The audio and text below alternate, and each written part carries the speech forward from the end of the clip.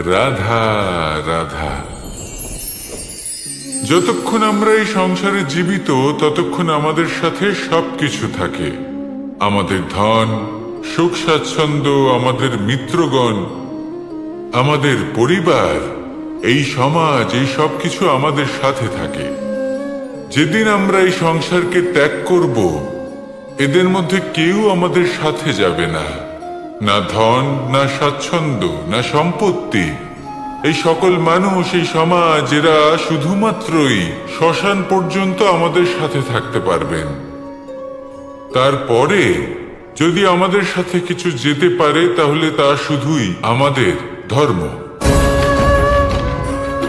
আর এই সংসারে আমরা নিজেদের যে সুনাম রেখে যাই সেটা সম্ভব শুধুমাত্র কর্মের দ্বারা। সেই জন্য সংসারে যতদিন পর্যন্ত জীবিত আছেন, যদি কিছু অর্জন করতে চান তাহলে ধর্ম অর্জন করুন, ধর্মের বিষয়ে স্পষ্টতা অর্জন করুন এবং কর্ম অর্জন করুন। এটাই হবে আপনার অতীত এবং এটাই হবে আপনার ভবিষ্যৎ, এবং এটাই সকলকে প্রেরণা প্রদান করবে। আসুন আমার সাথে ভালোবেসে বলুন, রাধা রাধা। কনক, কি সুন্দর একটা শব্দ। এর অনেকগুলো রূপ রয়েছে, অনেকগুলো অর্থ রয়েছে। প্রথম অর্থ হলো স্বর্ণ, অর্থাৎ সম্পত্তি। দ্বিতীয় অর্থ ধুতুরা, অর্থাৎ গাছের ছোট একটা বীজ, যা কিনা অত্যন্ত শক্তিশালী হয়। যদি বেশি মাত্রায় এর প্রয়োগ করা হয় তাহলে এটা বিষময় হয়ে উঠতে পারে। এই হলো সেই ধুতুরা যার প্রয়োগ মহাদেবের পুজোতে করা হয়। এবার প্রশ্ন হলো এটাই যে এই স্বর্ণ এবং এই ধুতুরার মধ্যে মিল কি রয়েছে। মিল হলো এটাই যে এই দুটোই মানুষকে মত্ত করে তোলে। ধুতুরা মানুষকে তখন মত্ত করে যখন তাকে সেবন করা হয়, কিন্তু স্বর্ণ, ধন, সম্পত্তি, মানুষ সেটা যতটাই অর্জন করে নেয় সেটাই যথেষ্ট। এই স্বর্ণ মানুষের ভাবনা চিন্তা করার ক্ষমতাকে বশ করে ফেলে। মানুষ সম্পত্তির লোভে মত্ত হয়ে ওঠে, কারণ যে যত চমৎকারী, যতটা অমূল্য হয় তাকে সামলানো কিন্তু ততটাই কঠিন, তাই না? তাই মনে রাখবেন, ধন, স্বর্ণ, সম্পত্তি এগুলো ধুতুরার থেকেও অনেক বেশি বিষাক্ত হতে পারে। তাই এর ওপর আত্মসংযমের একটা কবচ পরিয়ে রাখবেন এবং বিবেকের শক্তির সাথে এগুলো প্রয়োগ করুন, তবেই কল্যাণ হবে। আসুন আমার সাথে ভালোবেসে বলুন, রাধা রাধা। মধু কারই না পছন্দ বলুন তো?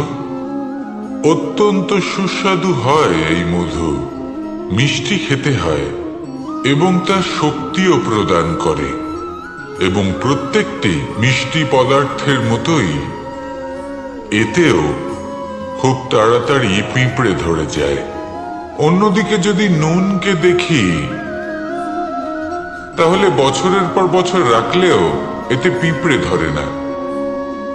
এবার যদি কথা বলি বন্ধুত্বের, তাহলে বন্ধুত্ব নুনের মতো হওয়া উচিত, মধুর মতো নয়।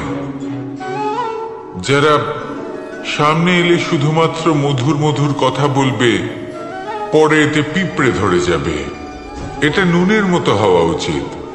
প্রকৃত বন্ধু হলো সে যে সময় এলে পরে আপনার সামনে আপনার প্রকৃত সত্য তুলে ধরবে, তা সে যতই কঠিন হোক না কেন। আপনার দোষ, আপনার অপগুণ, আপনার খামতি আপনাকে বলতে পারবে। যাতে আপনি সেগুলো শুনে মেনে নিয়ে তারপর নিজেকে শুধরোতে পারেন। এটাই হলো প্রকৃত বন্ধুত্ব। কখনো নিজের জীবনের আশেপাশে মন দিয়ে দেখবেন, অনেক সময় এমন মানুষ থাকেন, অনেক বন্ধু থাকেন যাদের দেখে আমাদের মনে হয় যে এনারা খুব কঠোর, এনাদের কথা খুব কটু। কিন্তু বেশিরভাগ এমন মানুষের মনটা যদি বুঝতে পারেন তাহলে দেখবেন তাতে কোনো মালিন্য নেই। এনাদের মন অত্যন্ত পবিত্র হয়। যদি আপনার জীবনেও এমন কোনো ব্যক্তি থেকে থাকে, এমন বন্ধু থাকে, তাহলে তাদের আগলে রাখুন আর আমার সাথে ভালোবেসে বলুন, রাধা রাধা। আমরা যখনই কোনো যাত্রায় যাব বলে মনে করি, তখনই আমরা প্রস্তুত থাকি আসন্ন বিপদের জন্য বা সংকটের জন্য। যেমন যদি আমাদের মনে হয় যে আজকের পরিবেশ খুব ঠান্ডা হবে, তাহলে আমরা গরম বস্ত্র ধারণ করি বা সেটাকে সাথে নিয়ে যাই। যদি মনে হয় যে বৃষ্টি হতে পারে বা বৃষ্টি হয়ে চলেছে, আমরা দেখছি, তাহলে আমরা একটা ছাতা সাথে নিয়ে নিই। আমরা প্রস্তুত থাকতে চাই এবং এটাই উচিত, এবং সেই কারণেই আমরা যাত্রায় সাফল্য লাভ করি। কিন্তু যদি আমরা কথা বলি জীবনযাত্রা নিয়ে, যা কিনা সব থেকে বেশি গুরুত্বপূর্ণ, তাহলে তার জন্য আমরা পূর্ণরূপে প্রস্তুত থাকি না। আশেপাশের মানুষ, এই সমাজ, আমাদের সাথী, আমাদের মিত্ররা যে কোনো মুহূর্তে বদলে যেতে পারেন। সেই জন্য আমরা নিজেদেরকে কখনো সাবধান করি না, কখনোই নিজেদের প্রস্তুত করি না। আমাদের এটা কখনোই মনে হয় না যে এরকম হতে পারে, আর সেই কারণেই শেষে গিয়ে আমরা অত্যন্ত দুঃখ পাই। একটা অমূল্য শিক্ষা আছে যেটা আমাদের লাভ করা উচিত, সতর্ক থাকা উচিত। এই জীবনযাত্রার জন্য শুধুমাত্র এই পরিবেশের বিষয়ে তথ্য সংগ্রহ করা বা তাকে অনুমান করা, এটুকু হলেই চলবে না। আমাদের আশেপাশের মানুষজনকে দেখতে হবে, তাদের স্বভাব পরিস্থিতির ওপর নজর রাখতে হবে। যখন তারা রং পাল্টাচ্ছেন, নজর রাখতে হবে, তা অত্যন্ত আবশ্যক। পরিবর্তন আপনার জীবনে অবশ্যম্ভাবী। সঠিকভাবে তার সম্মুখীন হন। আসুন আমার সাথে ভালোবেসে বলুন, রাধা রাধা। বনের মধ্যে যদি আপনি কোনো বিষাক্ত সাপ দেখেন, তাহলে কি করবেন? আপনি তখনই তার থেকে দূরে পালাতে চেষ্টা করবেন। আর এটা কেন করবেন? নিজের রক্ষার্থে। এই কথা আমি নয় মেনে নিলাম, কিন্তু নিজের জীবনে এটা করেন না কেন? আপনি যেখানেই যান, যে স্থানেই যান না কেন, প্রত্যেক সময়, প্রত্যেক মুহূর্তে এমন বিষাক্ত সাপ আপনি অবশ্যই খুঁজে পাবেন। আর সেই সাপ নয় যাদের আপনি বনে খুঁজে পাবেন, এরা হলো সেই সাপ যা আপনাকে পাপ করতে বাধ্য করবে। আপনার অন্তরের বাসনা, ক্রোধ, অহংকার, লোভ, ঈর্ষা, এদের বৃদ্ধি ঘটাবে। দেখুন, বনের এই সাপ আপনাকে একবার ছেড়ে দিতেও পারে, ছোবল নাও মারতে পারে, কিন্তু এই যে পাপরূপী সাপ আছে, তা অবশ্যই ছোবল মারবে। কর্ম যদি করেন তাহলে অবশ্যই ফল পাবেন।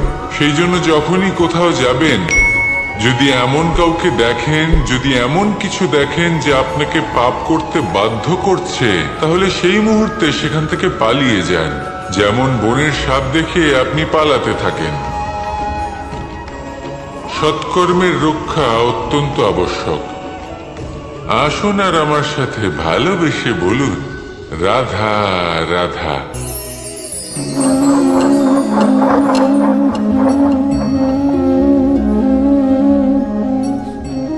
কোনো ব্যক্তিকে নিশ্চয়ই দেখেছেন যিনি নিজে কাঠ কাটার এই কাজে নিপুণ এবং অভিজ্ঞ। এবার আপনারা দেখবেন যে তার মনোযোগ সমস্ত কাঠের ওপর থাকে না, তার মনোযোগ থাকে শুধুমাত্র একটা কাঠের ছোট্ট একটি অংশের ওপর, যেখান থেকে তার টুকরো করা হচ্ছে। কিন্তু সেটা উনি কেন করেন? যদি এটা উনি না করেন তাহলে সেই কাঠ সঠিক পদ্ধতি এবং তাড়াতাড়ি কাটা যাবে না। জীবনেও তাই হয়ে থাকে। আপনি হয়তো কোনো লক্ষ্য স্থির করেছেন বা পথ নির্বাচন করেছেন বা কাজ স্থির করেছেন যেটা আপনি করেই ছাড়বেন। তাহলে নিজের সম্পূর্ণ মনোযোগ শুধুমাত্র তার উপর কেন্দ্রীভূত করুন। যদি আপনার মন এদিক ওদিক তাকাতে থাকে, অস্থির হয়ে পড়ে, বিচলিত হয়ে পড়ে, যদি তা হয়ে থাকে তাহলে আপনি অবশ্যই অসফল হবেন। তাই কর্মঠ থাকুন, নিরন্তর কর্ম করতে থাকুন এবং পূর্ণ মনোযোগ দিয়ে নিজের কাজ করুন। নিজের পথে অগ্রসর হন বা নিজের লক্ষ্য প্রাপ্ত করতে চেষ্টা করুন। তারপর দেখুন কি হয়, কিভাবে উচিত পথে এবং তীব্র গতিতে আপনার লক্ষ্য আপনার কাছেই পৌঁছে যায়। আর আপনার এই মন প্রসন্ন হয়ে বলে, রাধা রাধা। যদি কোনো সিংহ বানরের মতো গাছে চড়তে চেষ্টা করে তাহলে কি হবে? একটা মাছ যদি মাটিতে হাঁটতে চেষ্টা করে তাহলে কি হবে? তারা বিফলই হবে। কিন্তু এরকম কেন হয়?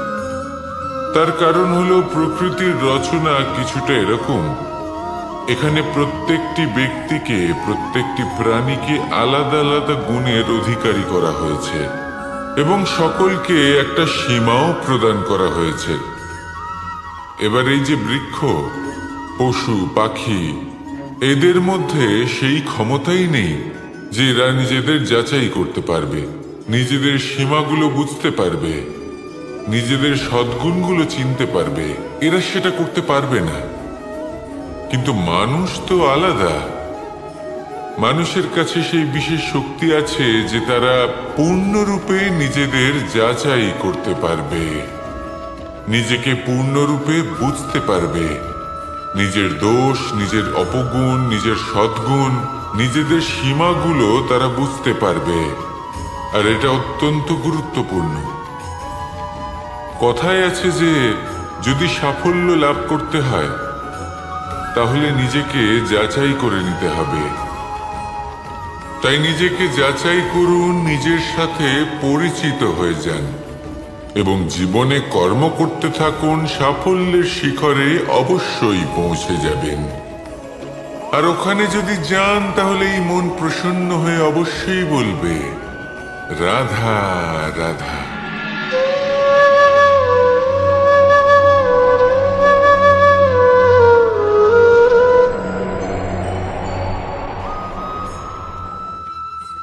ঈশ্বর আপনার মঙ্গল করুন।